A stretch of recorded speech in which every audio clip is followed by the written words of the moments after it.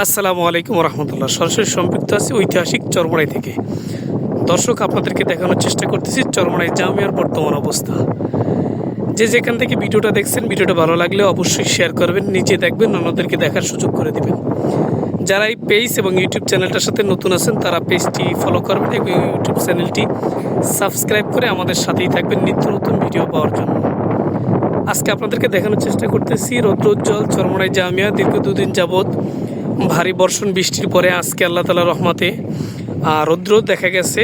এই অবস্থায় চরমোনাই জামিয়ার বর্তমান পরিস্থিতি আপনাদেরকে দেখানোর চেষ্টা করতেছি। চরমোনাই থেকে সরাসরি সম্পৃক্ত আছি আমি মাইনুল ইসলাম আপনাদের সাথেই। তো ভিডিওটা আপনারা বেশি বেশি শেয়ার করবেন, লাইক করবেন, কমেন্ট করবেন, সুন্দর সুন্দর পরামর্শ দিবেন সামনে এগিয়ে চলার জন্য। এটা হলো চরমোনাই জামিয়ার ভবন। আপনারা জানেন আলকারি মসজিদের মিনার দুটো খুব সুন্দরভাবে দাঁড়িয়ে আছে, দুটোর সাথে আল্লাহ লেখাটা খুব চমৎকার লাগতেছে। আর পাশেই চরমোনাই জামিয়া। চরমোনাই জামিয়ার পাশে বাংলাদেশ কোরআন শিক্ষা বোর্ডের অফিস এই যে বরাবর, এবং এই দিকে রয়েছে, দক্ষিণ দিকে রয়েছে এশিয়া মহাদেশের অন্যতম একটি বৃহত্তম মহিলা মাদ্রাসা, চরমোনাই মহিলা মাদ্রাসা, এবং এর পাশ থেকেই বয়ে গেছে ঐতিহাসিক কীর্তনখানা নদী। এই যে দেখতেছেন ঐতিহাসিক